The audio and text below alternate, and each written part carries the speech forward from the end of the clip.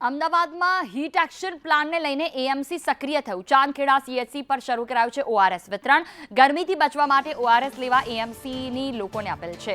ગરમીલક્ષી બીમારી હોય તેમ છતાં પણ ઓઆરએસ લેવા માટે અપીલ કરવામાં આવી છે। આરોગ્ય વિભાગ દ્વારા ઓઆરએસ આપવામાં આવી રહ્યું છે। જો ગરમીલક્ષી બીમારી આપને નથી તેમ છતાં પણ ઓઆરએસનું સતત સેવન કરો કે જેનાથી હીટ સ્ટ્રોક ન લાગે। દિવસ કોર્પોરેશન દ્વારા રેલી છે તે અમદાવાદમાં જાહેર કરવામાં આવ્યું છે અને તેને લઈને હેલ્થ વિભાગ છે તે સક્રિય થયું છે।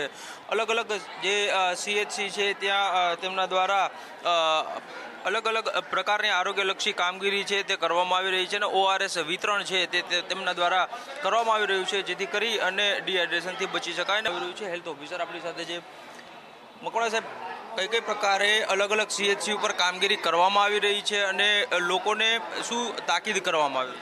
અત્યારે હાલમાં હીટ એલર્ટ અંતર્ગત આજે જે 45 ડિગ્રી ટેમ્પરેચર જાહેર કરવામાં આવ્યું છે એ અંતર્ગત દરેક અર્બન હેલ્થ સેન્ટર ઉપર અને સીએચસી ઉપર ઓઆરએસ કોર્નર ડેવલપ કરવામાં આવે છે। દરેક પેશન્ટને આપણે ઓઆરએસ આપીએ છીએ અને પાણીની પણ વ્યવસ્થા રાખી છે, કપની પણ વ્યવસ્થા રાખી છે। દરેકને ઓઆરએસ પીવા માટે સલાહ આપવામાં આવી રહી છે।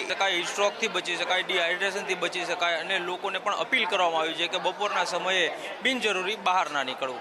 કેમેરામેન સંદીપ રાઠોડ સાથે કશ્યપ જોશી, સંદેશ ન્યૂઝ, અમદાવાદ।